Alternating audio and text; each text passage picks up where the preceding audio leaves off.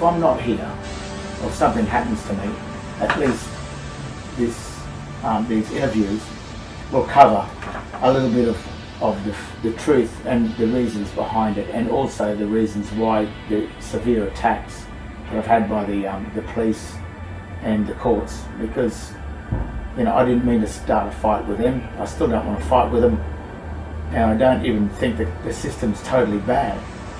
I'm just sorry I'm sorry I found a fault, and it's a nasty fault, and it's probably the cause of a lot of people that have been hurt and going to prison for things that they should never have been locked up or put in prison for the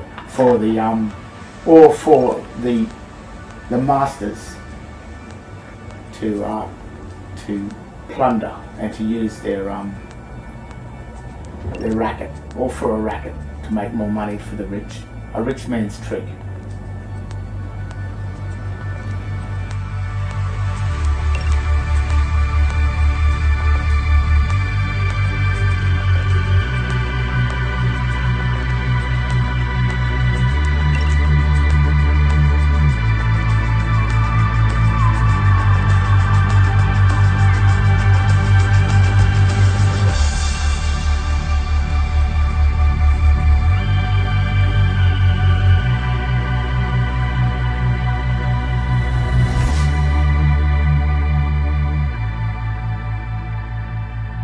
Aujourd'hui, là, on parle d'identité. Il n'y a pas personne, je pense, qui est allé plus loin que moi là-dessus, sur la question de l'identité sur la planète. On est 8 milliards, ça s'applique autant en France, en Belgique, aux États-Unis, en Chine. Ce que je vais vous expliquer là, c'est mondial, ça regarde tout le monde. Quand vous allez avoir ça, traduisez-le dans la langue que vous voulez, expliquez-la, parce que ce qui arrive ici au Québec et au Canada, c'est ce qui arrive partout sur notre planète Terre. Donc, à vous d'aller voir ça pour l'instant, puis ça va être une série de vidéos choc. Code civil du Québec, article 1. Tout être humain possède la personnalité juridique. Il a la pleine jouissance des droits civils.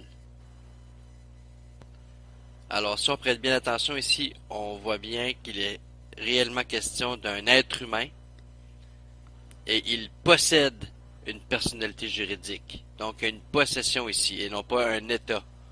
Il possède la personnalité juridique et il n'est pas la personnalité juridique.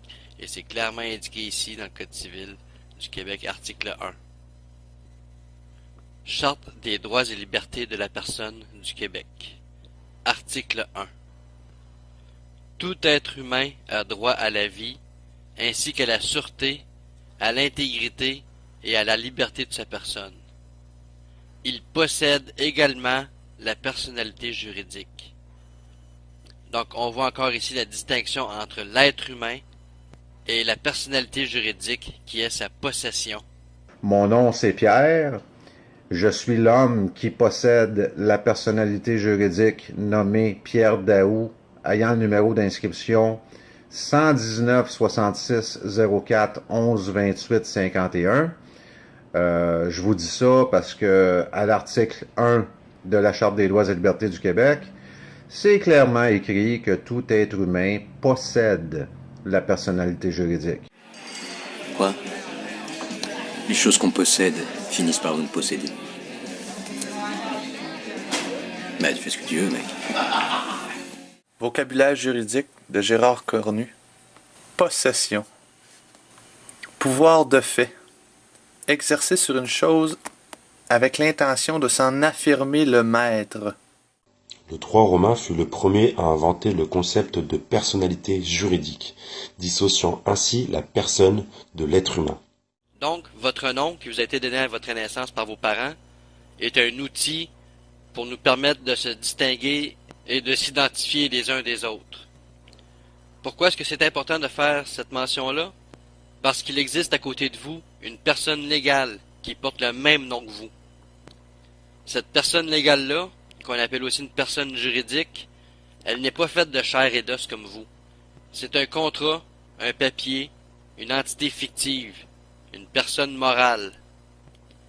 Et même si ça porte le même nom que vous, ce n'est pas vous. Par écrit, on peut facilement voir la distinction à cause des lettres majuscules qui sont entièrement utilisées dans le cas de la personne morale. Mais verbalement, ça fait aucune différence. Et ça, c'est une des façons que l'État et le gouvernement prennent pour nous berner dans leur système légal. Est-ce que le fait de posséder une auto vous oblige à toujours l'avoir, à toujours l'utiliser? Ben non. Pas du tout. Ben c'est la même chose. La personne juridique, de par la loi, vous la possédez. C'est à vous. Mais vous n'êtes pas toujours obligé qu'elle soit rattachée à vous. Important à comprendre. Notre personnalité juridique, c'est une société privée aussi. À quoi on reconnaît en fait une personnalité juridique d'un être humain? En fait, c'est le nom. Ton nom est tout en majuscule. Sur ton courrier, ton nom est devenu tout en majuscule, comme les sociétés. Alors que sur ton acte de naissance, en fait, il était avec une majuscule initiale et ensuite le reste en minuscule. Et juridiquement, c'est la différence entre un nom d'un être vivant et le nom d'une entité fictive, sans âme. Tu n'es pas la personnalité juridique. Tu n'es pas cette personne. Cette personne, c'est une fiction juridique sans âme. Il y a vraiment une faute administrative, en fait, qui nous marque comme des sociétés pour qu'on puisse interagir avec les sociétés sous forme de contrat. Donc cette personnalité, bien sûr, a un numéro de sécurité sociale. Pour agir avec ta personnalité juridique, pour avoir de l'autorité sur elle, il faut que ce soit une autre société. Donc il faut que l'État, la police, tout ça, ça soit des corporations. On a des indices, des preuves, qui montrent, en tout cas à Washington DC, que la France est bien enregistrée comme une société. Société France, en tout capital. L'État, en tout capital. C'est très important cette dénomination. Le gouvernement est une société, et donc elle interagit avec nous sous forme de contrat. Il y a vraiment une fraude sur le nom, puisqu'on a vu que c'était du tout capital, et le tout capital, c'est, quand tu recherches, c'est pas du français. Donc si c'est pas du français, c'est étranger. Si c'est étranger, ça rend le contrat caduc. Tous les contrats avec des noms tout en capital, ça rend le contrat caduc, puisque c'est pas du vrai français, tout simplement. On appelle ça du dog latin, du latin de cuisine, ou du latin dégradé, ou de la glose, la glossa. Your normal telephone dictionary and define gloss. You won't find glossa, G-L-O-S-S-A, in all uppercase, because the words on the normal dictionary and words on the legal dictionary appear different. The legal dictionary words appear in the gloss because it's the Justinian glossa system, and they're signs. So what they are, most of them have a similar meaning. Dog Latin, the Latin of illiterate persons. The Latin of people that can't read, that's what illiterate means. Latin words put together on the English grammatical system. When you read this all uppercase text on a document, you will assume, because you can't read, the legal dictionary is saying they use this for the illiterate people that can't read, you will assume that John Paul Smith is your name, translated correctly into Latin. The Latin would come as John-Paul-Smith. That's the correct language. This is dog Latin. This is a presumption, but in fact says absolutely nothing. So the problem that we've found is that all the new style of court documents, probably since the Federal Reserve and that's taken over, they've actually dogged all the instruments into such a way, and they've also removed Latin and grammar from schools in order that our children are actually missing the ability to read the actual fact. So when it seems like government officials, court clerks, or the police are speaking English, they aren't. They're speaking legalese, designed to make you agree to verbal and written contracts without even knowing about it. All spun from Black's Law Dictionary. Mais quand on dit Jacques-Joseph Pierre-Antoine Normandin, le ministère de la Justice s'est adressé à Jacques-Joseph Pierre-Antoine Normandin, mais en commençant par Normandin, en voulant dire Monsieur Normandin. Ils n'ont pas dit Jacques-Joseph Pierre-Antoine Normandin. Ils ont écrit Normandin, virgule, Jacques-Joseph Pierre-Antoine. Voyez-vous, ça veut dire Monsieur Normandin. Et quand c'est Monsieur Normandin, c'est une chose inanimée, intemporelle, qui date de la loi 6 du Fructidor de l'an 2, du 23 août 1794, qui fait que tout ce qui appartient à votre nom de famille, à votre personne physique, qui est inanimée, qui est intemporelle, qui est une fiction, qui n'a pas d'entité, monsieur ou madame ou mademoiselle Normandin, ce sont des propriétés intellectuelles du gouvernement.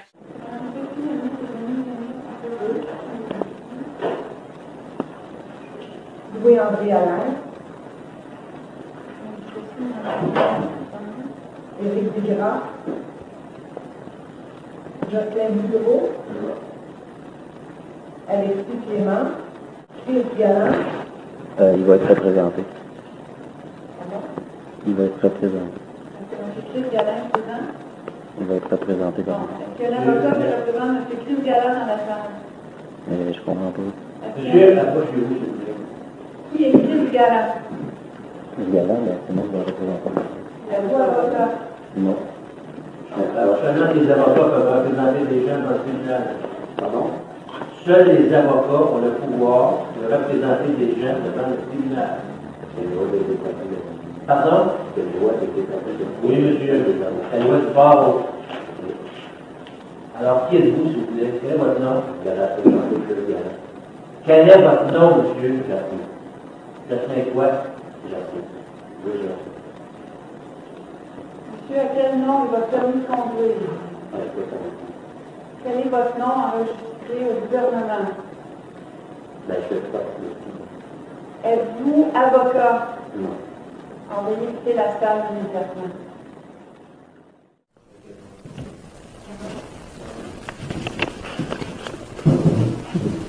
Camille Boudreau. It's your Christian name only. That is the truth. That's the real name. That's all there is.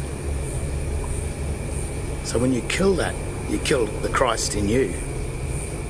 And you become a trustee of the state-owned name.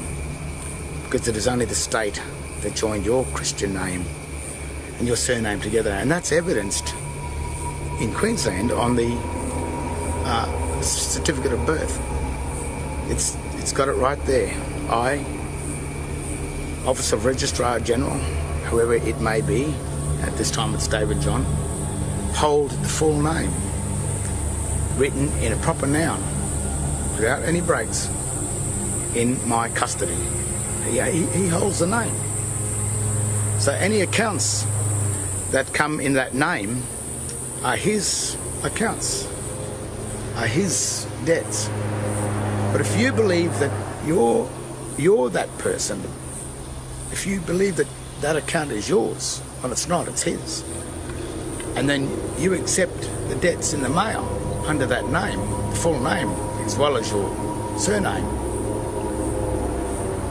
and you're accepting to be the Registrar General's debtor, trustee, without any compensation, because you didn't know your true full name, which is only your Christian name.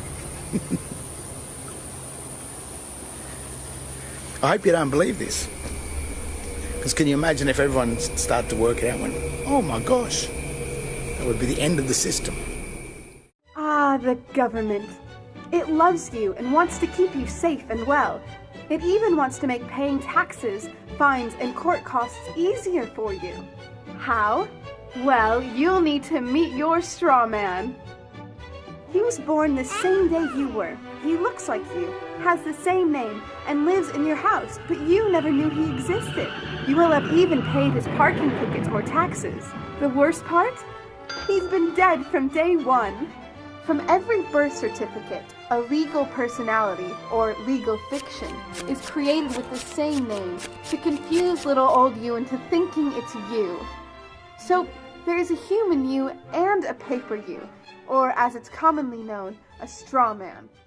Pour revenir donc sur la fraude du nom, la personnalité juridique, il n'y aurait pas de mal à reconnaître ta personnalité juridique au départ, si elle t'appartenait. Sauf que ce nom-là, la carte d'identité, elle t'appartient pas. Et le nom qu'il y a dessus, il t'appartient pas non plus. Ça, c'est ta personnalité juridique. Donc en fait, en reconnaissant être citoyen et être cette personne-là, tu deviens automatiquement sujet de droit, et donc tu payes des impôts, on va te retirer des points, on va te mettre des taxes, on va te faire payer les autoroutes, tous les trains, tout ça. Alors qu'au départ, tu as des droits inaliénables en tant qu'homme qui balayent tout ça. Mais c'est toi qui acceptes pour la sécurité et les privilèges de devenir citoyen, et donc de devenir sujet à ces droits-là, à ces codes. Donc elle est là, cette fraude. Cette personnalité juridique, elle ne t'appartient pas, elle appartient à l'État. Et donc tout ce qui appartient à cette personnalité juridique appartient à l'État. et comme toi, tout ce que tu possèdes, tu l'as inscrit sur le nom que tu crois être toi, eh ben, tout ça, ça appartient à l'État. Mes enfants sont à l'État. Le nom de mes enfants, tu vois, en tout majuscule, ils sont à l'État. C'est pour ça qu'ils ont le droit de reprendre leurs enfants s'ils les voient maltraités, par exemple. On peut reprendre ta voiture, on peut te reprendre ta maison. En fait, rien ne t'appartient. Tout appartient à ta personnalité juridique, aussi appelée homme de paille. Et le fait que ça appartient à l'État, tout ce que va posséder la personnalité juridique est possédé par l'État, par le directeur d'état civil de ta ville de naissance. Et après, au-delà, on va jusqu'à la couronne d'Angleterre, puisque on appartient au royaume, on appartient à la reine d'Angleterre. Je crois que la laïcité, c'est aussi ce qui protège l'enfant, c'est ce qui protège tous les enfants et garantit aux enfants les mêmes droits et l'accès aux mêmes valeurs. Les enfants n'appartiennent pas à leurs parents.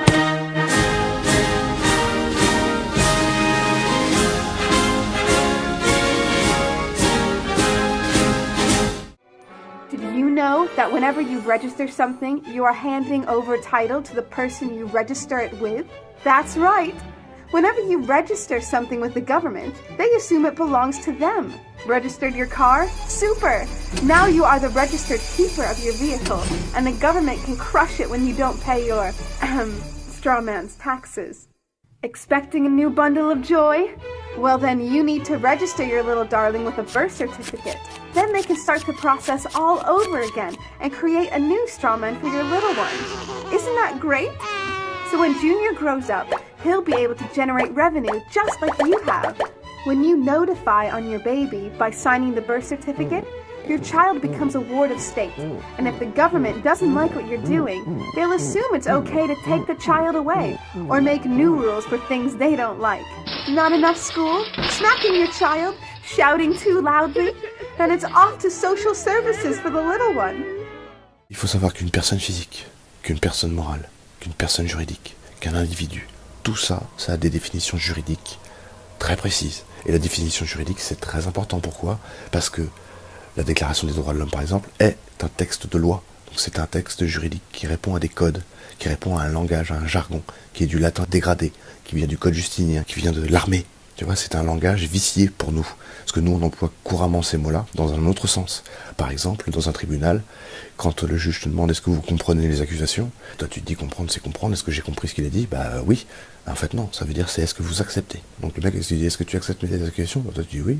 Et puis voilà. Ils n'ont pas d'autorité sur toi. On est considérés comme des animaux à quatre pattes qui aboient dans une cour de justice. Et donc tu as le droit de garder le silence si tu n'as pas de maître. Tu comprends ? On dépend en fait des lois maritimes, en fait des lois de la mer, les lois du commerce qui sont très très très vieilles. Donc nous, encore aujourd'hui, on est considérés comme des navires sans drapeau. C'est avant, c'était pour la marine marchande. Donc on est considérés comme des navires sans drapeau. Ta mère était un navire sans drapeau quand elle t'avait, mais elle avait une marchandise, c'était toi. Et en fait, à ta naissance, on a égaré cette marchandise qui était toi en tant qu'être humain. On t'a déclaré perdu en mer à ta naissance pour que tu sois officiellement mort, légalement mort, et il te faut attendre 7 ans. Et donc on a tous été déclarés morts en mer à l'âge de 7 ans. Et aujourd'hui, il ne reste plus que la personnalité juridique. Et donc tu ne sais pas qui tu es, parce que tu crois que tu es elle. Quand on dit vous êtes aussi Anthony machin, donc monsieur déjà c'est un titre, toi tu penses que c'est toi en fait. Mais tu vois pas la différence entre majuscule, minuscule et tout en majuscule. Donc c'est pour ça, toi tu dis oui c'est moi, et voilà, tu viens de remplir un contrat verbal en acceptant d'être cette personnalité juridique qui n'est pas nous, et qui elle est soumise à toutes les lois des sociétés. Pour la personnalité juridique, si tu la connais pas, elle est sur ton acte de naissance, c'est elle qui est née, c'est pas toi. Toi tu n'as pas une date de naissance, ou une date d'enregistrement, c'est les sociétés qui ont des dates de naissance. Donc toi tu as un anniversaire, et tu es de conception, tu es un être humain. La matrice est universelle. Elle est omniprésente. Elle est avec nous ici, en ce moment même. Tu la vois chaque fois que tu regardes par la fenêtre ou lorsque tu allumes la télévision. Tu ressens sa présence quand tu pars au travail, quand tu vas à l'église ou quand tu paies tes factures. Elle est le monde qu'on superpose à ton regard pour t'empêcher de voir la vérité. Quelle vérité ? Le fait que tu es un esclave, Néo. Comme tous les autres, tu es né enchaîné. Le monde est une prison où il n'y a ni espoir, ni saveur, ni odeur. Une prison pour ton esprit.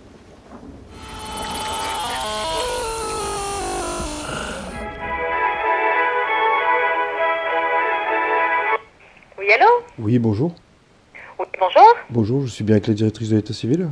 Oui, tout à fait. J'aurais voulu savoir, je suis administrateur d'une personne juridique et j'aurais voulu savoir la démarche qu'il fallait faire pour faire rétroagir la date de naissance à la date de conception. Rétroagir la date de naissance à la date de conception. Oui, comme c'est marqué dans les textes de loi. Alors en fait, il faut vous adresser au procureur de la République de... D'accord, très bien. Et lui serait à même justement de Alors là, après, il faut voir avec eux. Hein. C'est eux qui vont vous dire ce qu'il en est. Il faut contacter le parquet civil, en fait. Hein. Le parquet civil, très bien. Voilà, vous demandez le parquet civil au tribunal de grande instance. Donc d'accord. Après, ils enregistrent votre demande et ils vous remettent, s'il y a un formulaire spécifique à remplir, ils vous le remettent. Et en attendant, est-ce que je peux encore utiliser justement cette personne juridique pour faire des démarches? Ah oui, tout à fait, bien sûr. Eh bien, je vous remercie bien en tout cas. Je vous en prie. Merci, Au bonne revoir. journée à vous. Au revoir. Oui, bonjour monsieur. Oui, bonjour. Oui, je reprends la communication. J'appelle de la part de l'état civil. J'aurais demandé comment faire une démarche. Ils m'ont dit de vous appeler. Et je voudrais faire rétroagir la date de naissance à la date de conception.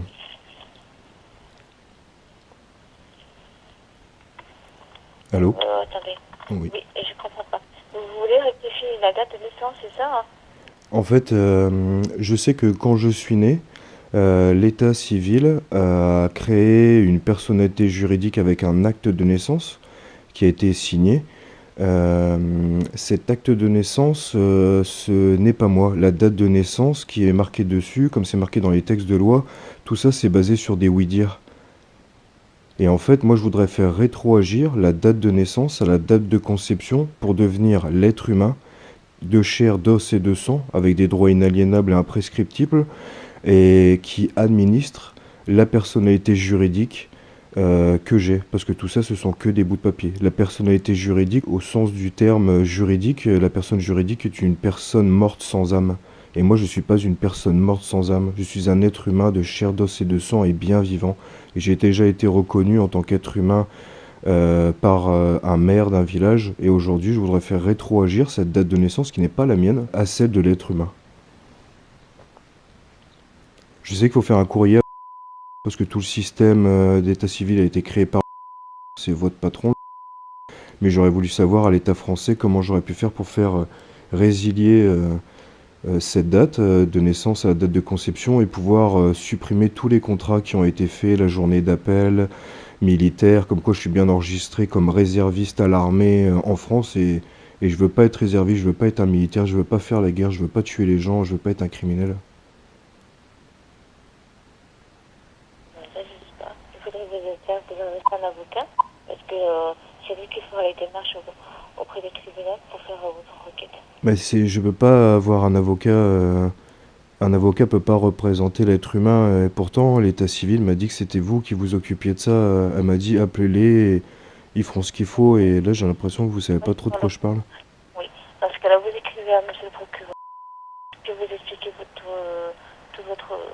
Et est-ce qu'il est possible d'avoir un procureur là juste au téléphone Non, ça c'est tout se fait par écrit. Et on transmet votre courrier à monsieur le procureur.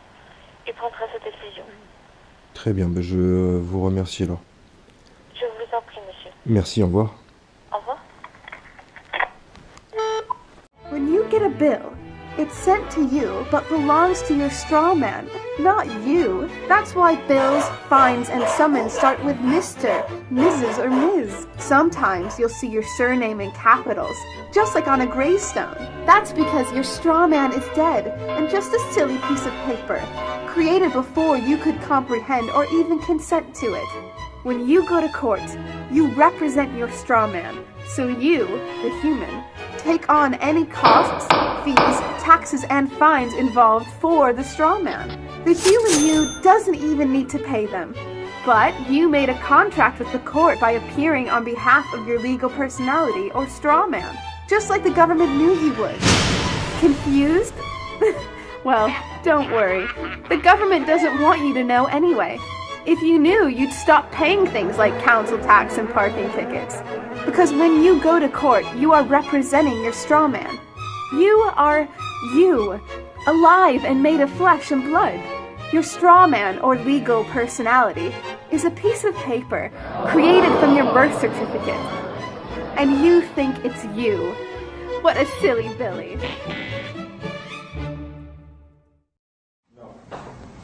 Pardon, sit down, please, sir. Just Keith. Pardon? Just Keith. Just which? Keith. I'm here to correct a mistake by the clerk. Well, first of all, the court has made a mistake. Are you Wilfred Keith Thompson? No, that's not what I normally go by, no. I see the information. Petition has to be in terms of person legally speaking, so. I've tried to clarify this a few times, but apparently the level of the topic. So your name is Keith Thompson? My name is Keith, that's all. Nothing more, nothing less. You don't have a last name, sir? I have a family name, clan name, but that's irrelevant today. So you are not Wilfred Keith Thompson? Okay, one more time on and for the record, I am Keith. Nothing more. And sit down, sir. I'm looking for a Wilfred Keith Thompson. Please sit down, sir. Actually, please sit down, sir. Sorry. Can't do that. I served into the court this morning. Sir, I'm looking for a Wilfred Keith Thompson. You are not that this is person. Sit down, sir. Bailiff, please remove this gentleman from the courtroom. Thank you. That's the person you're looking for. Please, sir, that is the person. I'm trying to remedy things. Touch me and you will be tried. I'm a peace officer. You want to dishonor a court official? The defendant's on the bailiff's desk. Sir, are you here on behalf of Mr. Thompson? I said I was the administrator to that account. Are you here as agent for him? Could you guys please back up? Thanks. Are you here as agent for him? Not as agent, as administrator, much like you are administrator of this court. Sir, you're either him or you're here as his agent to speak on his behalf. Are you either of those? Yes, it's all. Pardon? Yes, he's in common law jurisdiction, which I established as soon as I came in here this morning and reestablished again. The bailiff understood me. This other bailiff, wherever she went, she understood me as well. And this gentleman doesn't like talking. We're going to take a recess. Thank you. Thank you. All right. How long? How long, sir? I don't have all day. Thank you. I have things to do. We'll take the court. Yeah, actually, please note that the judge has abandoned the court. He's abandoned ship, and I, as the sovereign in this room, claim authority, case dismissed, with cause and prejudice. Have a nice day. See you later.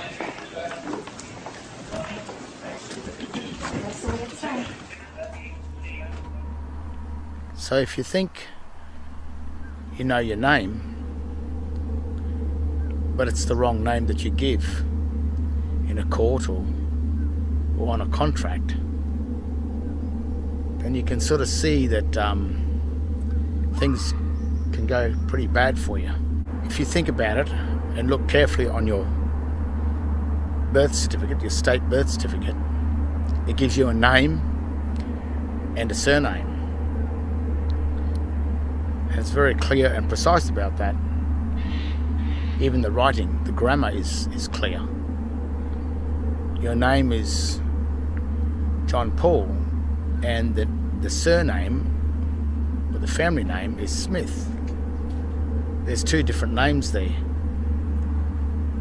So if you assume your name is to be John Paul Smith as one name,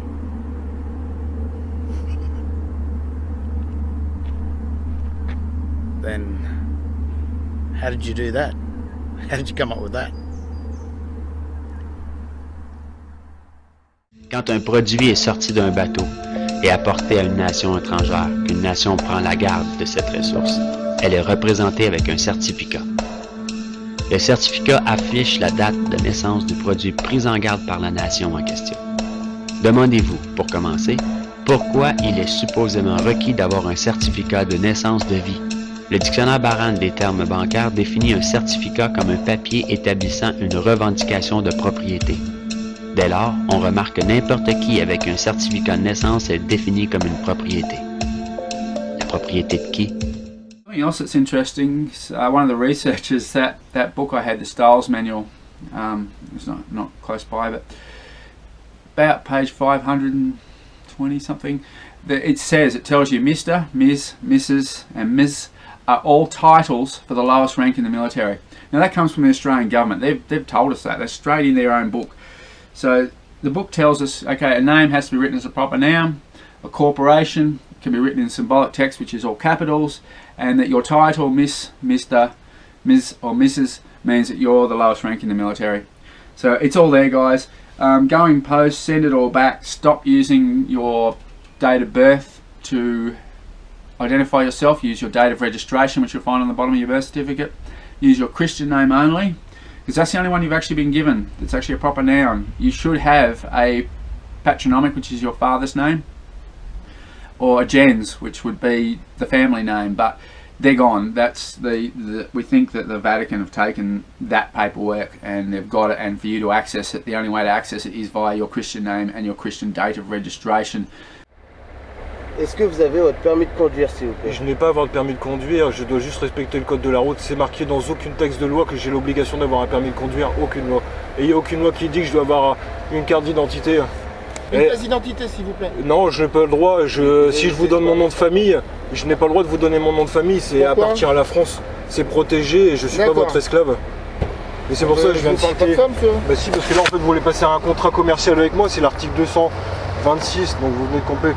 L'article 226-13. On passe pas de contrat commercial? Bah si, vous voulez mon nom de famille, donc moi maintenant je veux votre nom, prénom. Vous avez une pièce d'identité? Je n'ai pas de pièce d'identité, la pièce d'identité n'est pas obligatoire.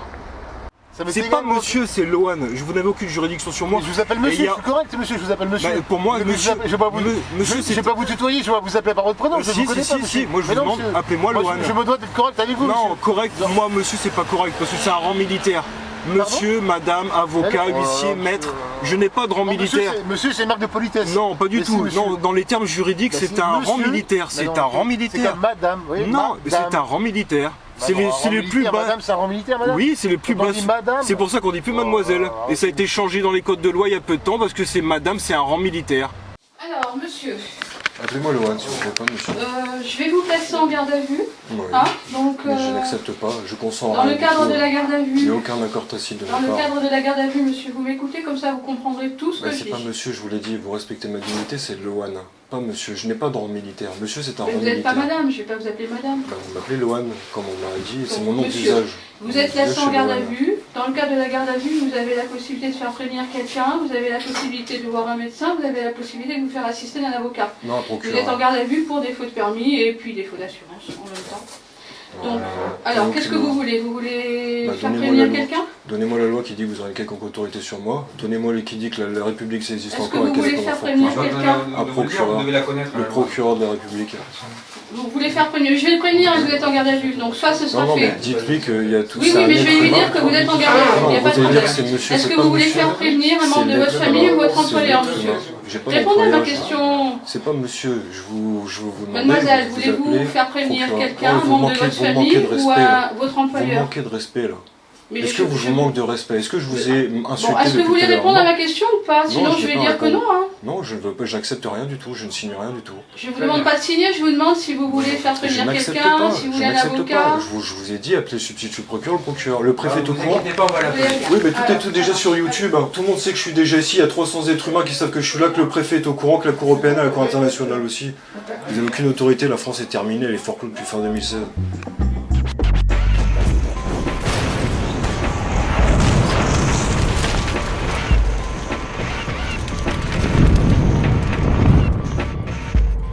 Pas votre travail. Vous n'êtes pas votre compte en banque. Vous n'êtes pas votre voiture. Vous n'êtes pas votre portefeuille. Ni votre putain de treillis. Vous êtes la merde de ce monde, prête à servir à tout. Donc la fraude du non légal, c'est quoi? C'est qu'en fait on représente sans arrêt une personne qui n'est pas nous. Nous ne sommes pas des personnes. Les personnes sont mortes. C'est autre chose que des hommes. Et c'est bien pour ça que les lois des personnes peuvent obliger les personnes, mais pas les hommes. Une personne n'est pas un homme. Une personne est une fiction juridique. Dans tous les codes, c'est une fiction juridique. Une personne physique, une personne morale, une personne juridique, un individu, un contribuable, un citoyen. Tout ça, c'est des fictions. Tous les codes, tout ce que l'autorité, que tu appelles l'autorité, nous force à faire, elle ne nous force pas à le faire. C'est une société et elle peut imposer ça, avoir de l'autorité que sur les sociétés. Ils ne peuvent avoir d'autorité que sur les personnes juridiques. Que tu n'es pas. Toi, tu es un être humain, fait de chair, d'os et de sang. Pourquoi je dis ça? Parce que c'est la façon juridique de se déclarer vivant, de se déclarer non représentatif de cette personnalité juridique. Ton nom tout en majuscule. Ils n'ont pas d'autorité sur nous. Comment ils font pour en avoir? Tu vois, pour nous faire payer. Ben, tout simplement parce que tu acceptes de représenter ta personnalité juridique. Alors que l'article 6 de la Déclaration des droits de l'homme, celle de 1948, stipule donc à son article 6 que chacun a le droit à la reconnaissance de sa personnalité juridique en tout lieu. Qu'est-ce que c'est un droit? Un droit, c'est pas une obligation. C'est-à-dire que tu n'es pas obligé. Tu peux renoncer à ce droit. C'est ce qu'on appelle renoncer. Tu renonces à un droit et tu réserves tous les autres. Donc tu peux tout à fait, et c'est dans tes droits inaliénables, intangibles, de ne pas représenter ta personnalité juridique, tout simplement. Déclaration universelle des droits de l'homme. Article 6. Chacun a le droit à la reconnaissance en tout lieu de sa personnalité juridique. Pacte international relatif aux droits civils et politiques. Article 16. Chacun a droit à la reconnaissance en tout lieu de sa personnalité juridique. On voit encore clairement ici que c'est un droit. C'est pas une obligation d'être reconnu en tant que personne juridique. On est d'abord et avant tout des êtres humains, des hommes et des femmes. En comprenant bien qu'on possède la personnalité juridique, qu'on a le droit à la reconnaissance de celle-ci, mais que ce n'est pas une obligation, c'est là qu'on peut reprendre notre place en tant qu'être humain, en tant qu'homme et femme. Parce que ce qui se passe, c'est que les êtres humains, les hommes et les femmes, en position d'autorité, présument automatiquement que vous êtes une personnalité juridique. Et vous ne considèrent même pas comme des humains, même si la plupart d'entre eux ne sont même pas conscients de ça. Mais vous êtes automatiquement attaché à votre personnalité juridique avec toutes les choses qui s'y rattachent. Il est là le drame, dans le fond, tu sais. On nous a transformés en personnes légales. On nous a transformés en fiction légale. Tu sais, à l'école, on nous a appris à être Pierre Daou au lieu d'avoir Pierre Daou. C'est ça le drame. On a été floués. Êtes-vous Pierre Daou? Tu sais, on veut que je dise oui à cette question, puis la réponse c'est non. Je ne suis pas Pierre Daou. J'ai Pierre Daou. C'est mon nom. Je possède ce nom. Je possède cette personne légale. Et ma job, c'est de l'administrer. Et pour bien administrer cette personne légale que je possède, j'ai besoin de tous les outils nécessaires. Un de ces outils-là s'appelle la sûreté de sa personne, tel que décrété à l'article 1 de la Charte des droits et libertés du Québec. Cette fameuse sûreté, lorsque l'État se pointe, ou une de ses agences, ou une de ses zones administratives, j'en ai besoin. Parce que je ne suis pas la sûreté de Pierre Daou. J'y ai droit. C'est très différent. Et si je la réclame, on doit me la livrer, cette sûreté. C'est ça le deal. C'est ça le contrat social. Vous avez le droit d'apprendre la vérité. Et la vérité, c'est que non, je ne suis pas Pierre Daou, je possède cette entité légale. Et j'ai droit à la sûreté de cette entité légale. La seule et unique raison pour laquelle on veut que nous soyons cette personne légale, c'est la dette publique. On veut que nous soyons la sûreté de cette dette publique. Ça tient par un fil, cette histoire-là. Une sûreté, c'est une garantie monétaire. C'est rien d'autre, légalement parlant. Peu de gens savent aujourd'hui que l'histoire des États-Unis, depuis la Révolution de 1776, a été en grande partie une lutte épique pour se libérer du contrôle des banques mondiales dominées par les Rothschild. Cette lutte a finalement été perdue en 1913, quand le président Woodrow Wilson a signé la loi de la réserve fédérale, donnant le pouvoir de créer l'argent américain à un cartel de banques internationales. Le pouvoir de ce système est profondément ancré. Et le silence des médias et du monde de l'éducation à ce sujet est profond, lui aussi. Il y a des années, un vice-premier ministre du Canada a fait un sondage informel auprès de nombreux professionnels bien éduqués et auprès de simples citoyens. Il a constaté qu'aucun d'eux ne comprenait vraiment comment l'argent était créé. En fait, on peut probablement dire que la majorité des gens, y compris les simples employés des banques, n'ont jamais réfléchi à la question. Et vous ? Le système moderne de l'argent-dette est né il y a un peu plus de 300 ans, quand la première banque d'Angleterre a été créée par une charte royale lui autorisant des prêts fractionnels de dépôt d'or au ratio de 2 pour 1. Ce modeste ratio était le premier pas. Le système est maintenant mondialisé. Il crée des quantités virtuellement illimitées d'argent à partir de rien. Et presque tout le monde sur la planète est enchaîné à une dette sans cesse grandissante, qui ne pourra jamais être repayée. De toute évidence, l'enjeu est considérable.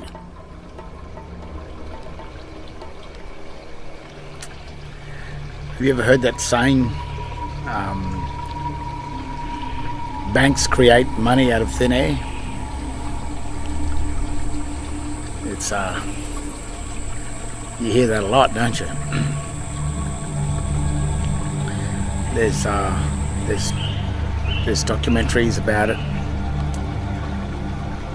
There's a lot of people on YouTube and on the net talking about banks creating money from nothing, money from thin air.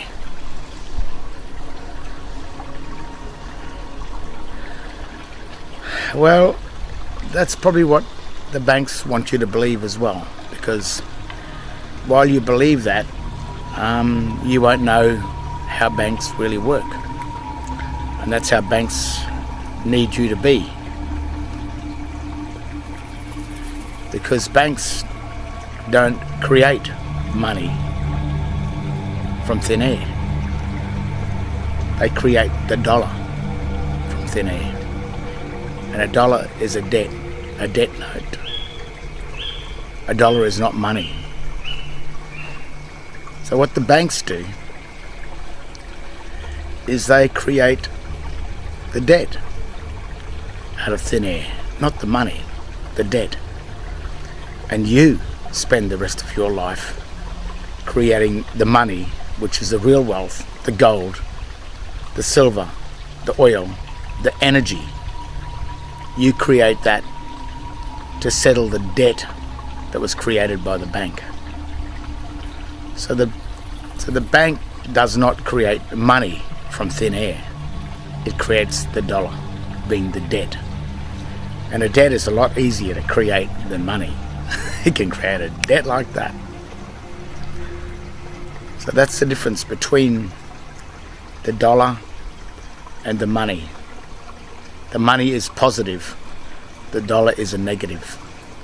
And to create a negative, then to confer the negative upon another unsuspecting person, then that person will spend the rest of his life settling the dollar with real money.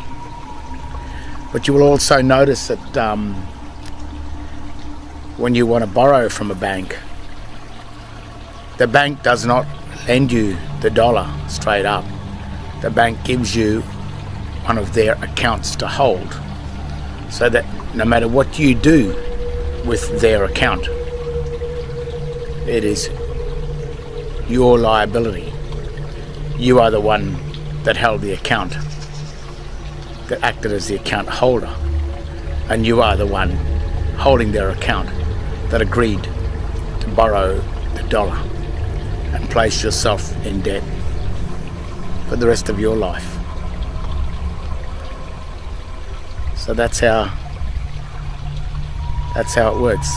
The banks don't create money from thin air. They create the dollar, being the debt.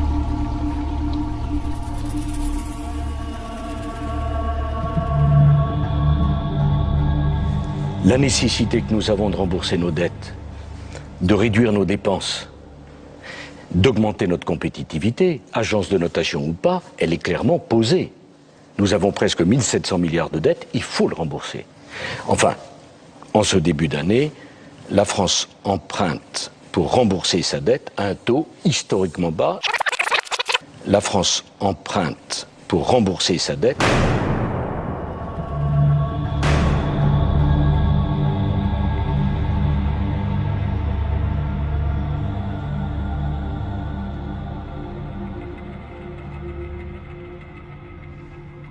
Les prêts que contractent nos gouvernements auprès des banques centrales ne seront jamais remboursables parce que les gouvernements empruntent tous les jours, quotidiennement, de l'argent aux banques pour financer le système de santé, le système d'éducation, les allocations familiales, vos fonds de retraite et tout ce que vous pouvez imaginer. Les gens sont utilisés comme nantissement ou comme garantie avec les autres nations parce que la nation est en banqueroute. Exemple, les États-Unis ont déclaré banqueroute le 9 mars 1933. À partir de là, les États-Unis ont commencé à prendre des prêts d'une corporation privée non affiliée avec le gouvernement appelée la Réserve fédérale. Sans argent pour repayer les prêts, les États-Unis ont commencé à utiliser les citoyens comme garantie. Tous certificats de naissance ou de mariage sont littéralement des reçus d'entrepôt. Faites juste regarder les similarités. Tous deux ont une date d'émission, un numéro de série, un numéro d'enregistrement ou numéro de reçu, une description du produit et un informant autorisé pour notifier l'agence gouvernementale appropriée. Malgré toutes ces informations facilement accessibles, la majorité des gens sont ignorants de leurs implications dans le droit maritime. C'est rendu possible par la manipulation linguistique. Le droit maritime a changé la signification du mot « personne » d'une personne naturelle vivante à une corporation. Permis de conduire, enregistrement de véhicule, formulaire d'assurance auto, permis de construction, permis de port d'armes, permis de travail, formulaire d'impôt, certificat de naissance et de décès, et plusieurs autres formes de documents qui ont déjà été crus comme absolument nécessaires ne s'appliquent qu'à une personne ou une corporation sur signature de ce même document légal. Vous diminuez indirectement vos droits sous la Constitution et rabaissez votre statut à celui d'une corporation qui est créée avec exactement le même nom que vous.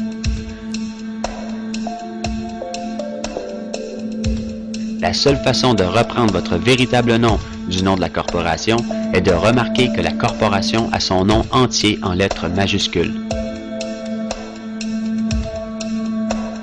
C'est ce qui s'appelle Capitis Diminutio Maxima. Vous remarquerez que votre permis de conduire, certificat de naissance, carte d'assurance sociale, carte d'assurance maladie, assurance, etc. utilise toutes les lettres majuscules pour représenter légalement la corporation qui porte votre nom, pas vous. Ici au Québec, tous les êtres humains, tous les hommes et les femmes ont droit à la sûreté de sa personne, OK? Ça fait plusieurs années que je vous dis que la sûreté de sa personne est le seul élément légal qui nous garde hors de l'esclavage. C'est-à-dire que il y a une dette ici au Québec, on appelle ça la dette publique, et puis c'est impossible de mettre des hommes et des femmes en collatéral versus cette dette publique. Ce que l'État fait, l'État nous crée ou nous ratifie des personnes légales lorsqu'on vient au monde, quelques jours après notre naissance, et met ces personnes légales-là en collatéral versus cette dette publique. La raison, c'est que l'esclavage est complètement interdit par la loi sous toutes ses formes, dont la forme économique. Donc, c'est impossible pour l'État de mettre un homme ou une femme en collatéral versus la dette publique. Et pour contrer, pour faire en sorte de ne pas faire de nous des esclaves, ben, ils vont mettre nos personnalités juridiques ou notre entité légale en collatéral versus cette dette publique. Avec cet acte de naissance, ils ont déterminé par le biais de tables de mortalité actuarielle, ils ont pu déterminer combien on coûtait, combien on allait rapporter, combien on était estimé par le biais des assurances-vie, le calcul des assurances-vie. Quand ils nous ont estimé, mais la personnalité juridique, ils l'ont transformée en bien financier, une valeur mobilière, qui se servent de nos personnalités juridiques et de l'énergie qu'on va dépenser toute notre vie pour faire des crédits, pour se servir de nous comme des garants, des garanties, des cautions, pour financer l'État. Si bien que sans nous, ils n'auraient pas de financement. C'est parce qu'on consent à être dans la société qu'ils ont de la puissance. Sans nous, ils n'ont rien du tout. Néanmoins, la personnalité juridique qui ne vous appartient pas, elle est associée à des numéros. Je ne sais pas si ça vous parle, mais souvent, le gouvernement vous dit que les Français sont rattachés à la dette publique. Et qu'on est endetté et qu'on doit payer par foyer ou par personne. Parce que la personnalité juridique, on leur représente, qu'on travaille pour elle, elle est reliée à des numéros, et ces numéros sont des numéros de compte, sur lesquels ils se servent de nous, ils se servent de chaque personnalité juridique pour faire des emprunts. Et donc, avec cette valeur-là, ils ont transformé la personnalité juridique en titre financiarisable, et ce qui fait qu'ils se servent des personnalités juridiques qui sont représentées par nous comme garantie. Et créer la dette. C'est pour ça qu'on est rattaché à la dette, les gars. Parce que les numéros qu'on représente, associés à la personnalité juridique qu'on représente, créent la dette. C'est pour ça, avec ces comptes-là, qui nous relient à la dette publique. J'ai été emprisonné le 12 décembre 2014.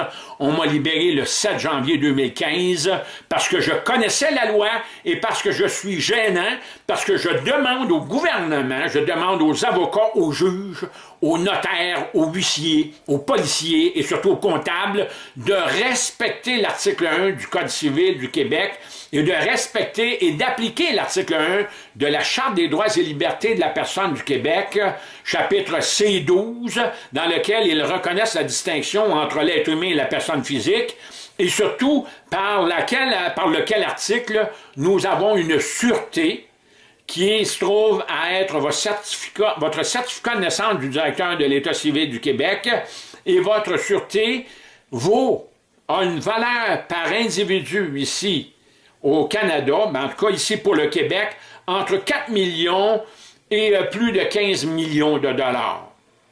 Moi, ma sûreté à moi est à 13 300 000 $. Je connais quelqu'un qui a une sûreté qui est à 4 millions de dollars. Et ça appartient à la personnalité juridique, donc ça appartient toujours au gouvernement.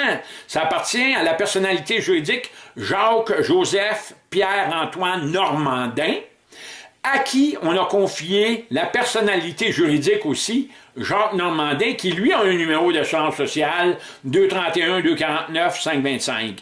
Et oubliez pas, quand on parle de Jacques-Joseph Pierre-Antoine Normandin ou de Jacques Normandin, dans la tromperie, dans les perfides composantes de l'instruction des avocats, de l'éducation des avocats, des juges, des notaires et tout ça, cette perfidie-là que commettent ces gens-là savent que quand ils vous appellent Monsieur Normandin, Madame Normandin ou Mademoiselle Normandin ou le patronyme que vous voulez, automatiquement ils s'adressent à une chose, ils s'adressent à leur propriété à eux autres. Cette fameuse dette publique-là, on nous la présente sous toutes sortes de formes. Il y a plusieurs formes avec lesquelles cette dette publique-là nous est présentée.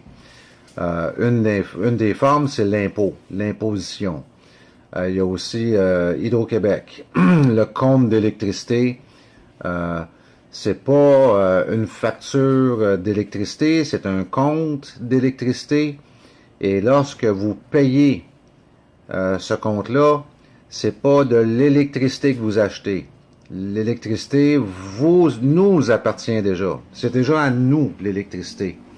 Ils peuvent pas nous facturer de l'électricité.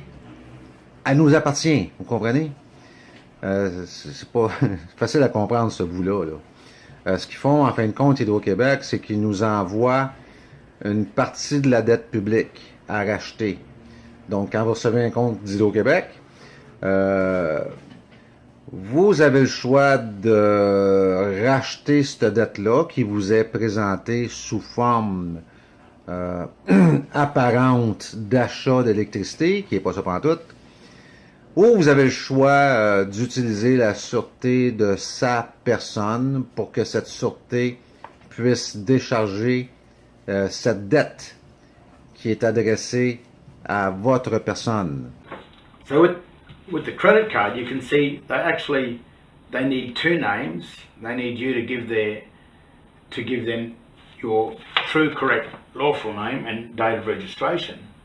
And then they ask you what date of birth you are, and you give the born date up here, which is the surname. The surname is the surety, so you become the surety of that account. But then when you think about it, if the bank offers you an account, then whose account is the bank account? Does it belong to you, or is it their account? Because banks always call you the account holder. You're the holder of the account, and they always say you hold the accounts. So another question you should ask yourself, you could ask the bank this too, and it causes a bit of trouble, but at least ask yourself first. Ask yourself, am I the holder of the account or the owner of the account? So if you've got a bank account and you call the bank up and you ask that question, then you'll find out that you're the holder of the account. So if you ask, well, if you're the holder of the account, who owns the account? The bank owns the account. So if there's a debt, and like a house loan or something, then really the bank are the ones that own the debt, and you are just the holder of the debt. You went in and you created it, and you agreed to it and everything under your surety name. But when it boils down to it, the bank are the bank are the owners of the debt, and you become the agreed holder for the debt under the surname. And what I did is I said, well, I asked these questions. Well, if I'm the holder of the account, would that mean that I'm the trustee of the account? And she admitted, yes, I'm the trustee. So I said, well, back to Black's Law Dictionary, if you look at the word trustee or trust in trust accounts and trust law, so the trustee is it should be compensated as a trustee. So if I'm the trustee of the bank account or the holder of the bank account, would I not have the right to charge you a compensation for holding the bank account loan? Because the house loan is actually your loan, it's not mine, it's yours. You said that you're the owner of the account and I'm the holder. So if I'm the holder of the account, can I charge you a holding fee? And then she said, well, you've got to pay. And I said, I haven't said I'm not going to pay.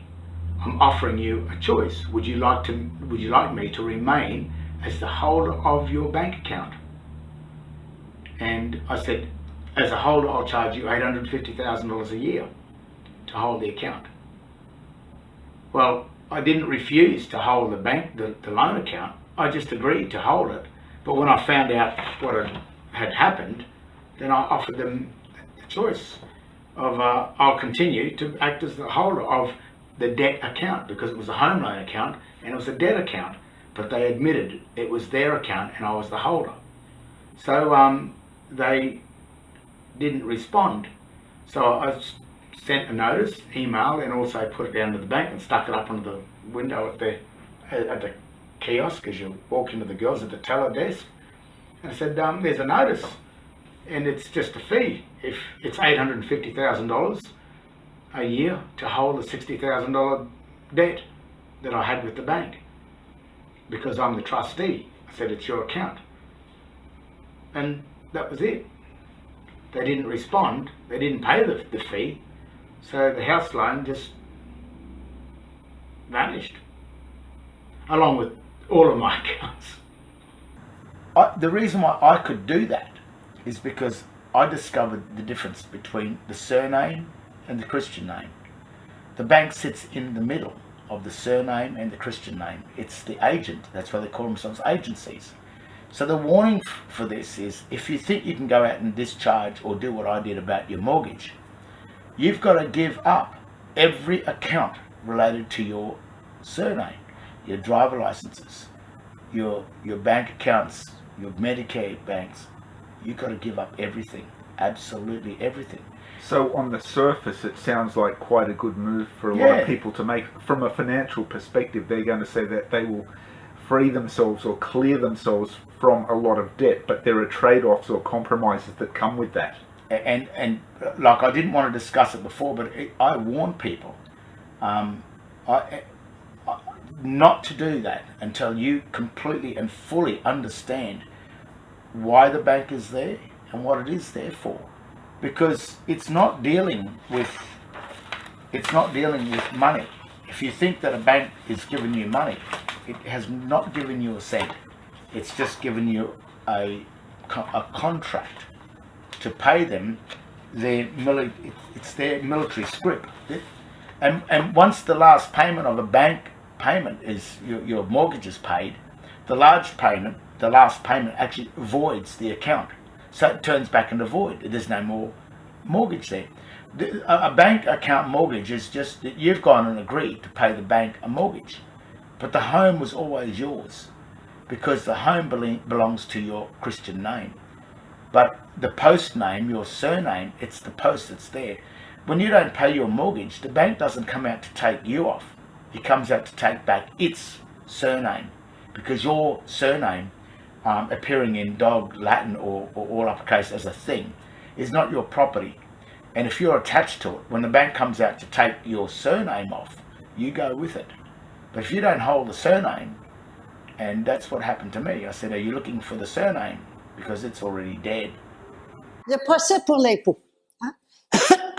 Je savais que c'est l'âme qui décide. Que l'âme est toute puissante. Et j'ai décidé de ne pas jouer le jeu de la loi. En aucune façon.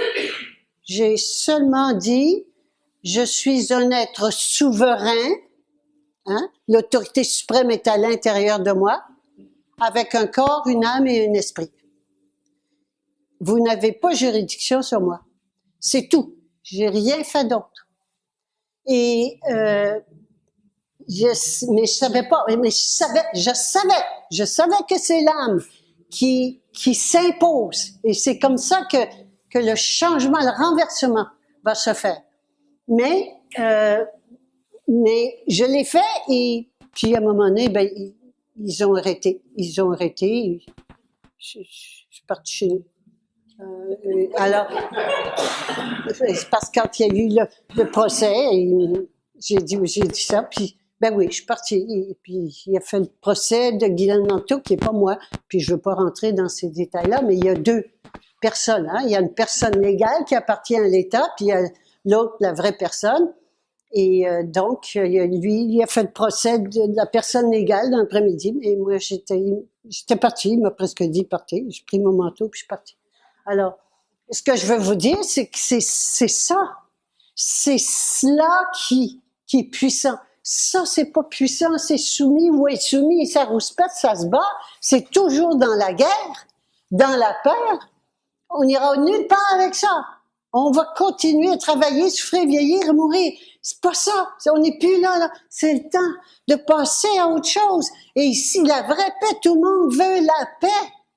Soit dit en passant, je sais pas s'il y en a qui pensent encore que l'ONU va établir la paix. Et tout le mouvement environnementaliste, qui est l'œuvre de l'ONU, c'est tout du mensonge. Arrêtez de croire que c'est nous qui polluons la planète. Ce sont les banquiers puis les multinationales qui polluent la planète, pas les êtres humains.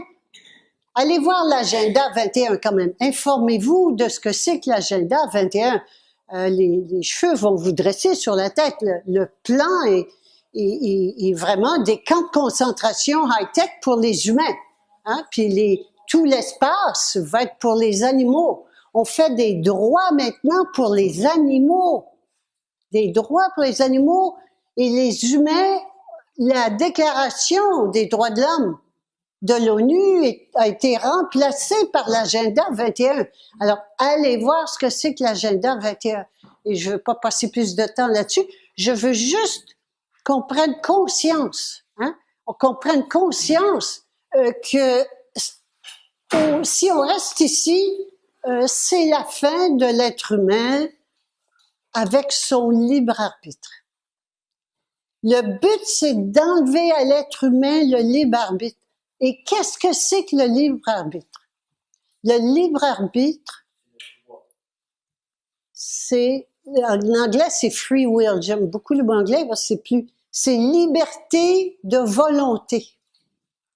C'est-à-dire que corps, qui s'appelle Guy, hein, ce corps-là, peut choisir son maître. Le corps est absolument obéissant. La cellule humaine est obéissante. Et ce qu'a l'être humain, c'est le libre arbitre, c'est la possibilité de choisir son maître. Et son maître peut être à l'extérieur, donc, qui est l'ego, et si c'est la société, c'est l'État, le gouvernement, ou bien l'âme. Il peut être à l'intérieur, l'âme. Et donc, l'être humain a ce choix-là. C'est pour ça qu'on essaie de dire à l'être humain, il n'y a pas d'âme, on est juste des corps, à nous ramener à ce qu'il y a de plus bas, de plus bas. Et c'est pour ça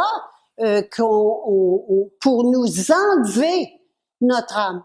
Et la puce, pour nous enlever notre âme, c'est-à-dire qu'on renonce à notre âme pour assurer notre sécurité matérielle.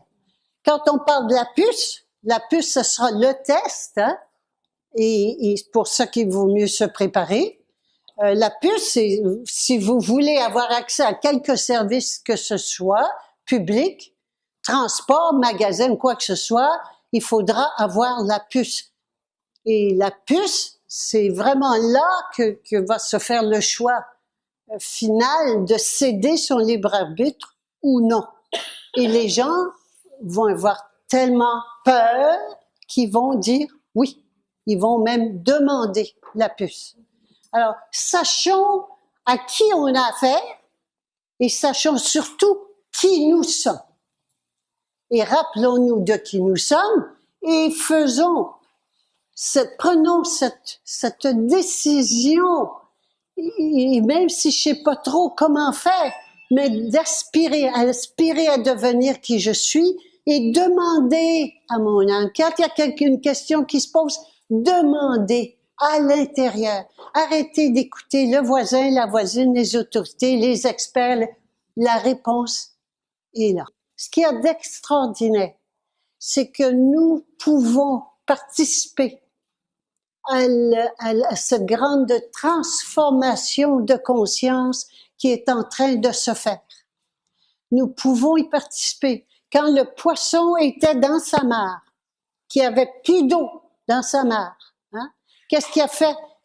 Il s'est agité, il y en a qui ont tiré, puis jusqu'à ce qu'ils ne viennent plus rien, puis qui sont morts, puis il y en a qui sont agités, qui ont fait ce qu'ils pouvaient, et puis, qu'est-ce qui est arrivé? Ils ont manifesté des poumons, et ils sont devenus des amphibiens. Bien, c'est la même chose qui se passe en ce moment. Nous sommes déjà l'être diésique que nous sommes. Nous le sommes. Il est temps de le manifester. Et nous créons, nous sommes des créatrices et créateurs, nous créons les conditions de suffocation nécessaires pour devenir qui nous sommes. C'est donc un cadeau évolutif que nous vivons en ce moment et que nous allons vivre plus intensément. Le cadeau que nous avons, la différence que nous avons avec le poisson, c'est que le poisson ne savait pas ce qui se passait. Mais que nous savons ce qui se passe et nous pouvons y contribuer. Quelle belle expérience! Et c'est ça qui compte. Et dans chaque épreuve, voyez, montez sur le toit, j'appelle toujours ça, monter sur le toit de l'édifice. Voyons grand, parce que c'est ce que nous sommes. Et voyons donc en termes d'évolution de conscience. Ah oui, on s'en va là. OK, c'est correct. C'est correct. C'est pas grave que ce soit la maladie, perdre l'argent, perdre des êtres chers, n'importe quoi, hein? N'importe quoi, perdre mon boulot. Puis ça va arriver, hein? Ça va arriver, ça va arriver. N'oublions pas que nous sommes dans une crise évolutive pour devenir qui nous sommes. Et empressons-nous d'y participer. Face au fait qu'on a beaucoup plus de droits que ce qui nous est attribué. Mais ces droits-là, c'est pas en tant que personne légale qu'on peut aller les chercher. Il y a juste une façon, c'est de se faire reconnaître ici comme un être humain. Homme, femme. Personne légale a certains droits et libertés. L'être humain, lui, il a tous les droits et les libertés. Je suis né ce matin, je m'appelle Merci. On m'a tendu la main et je suis en vie.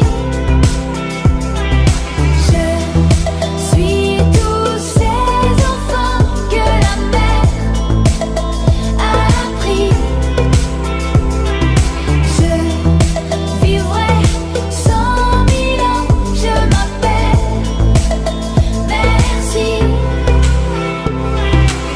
Ce qui est important à retenir dans cette histoire de souverain, c'est qu'en fait, elle nous permet de sortir de n'importe quelle société.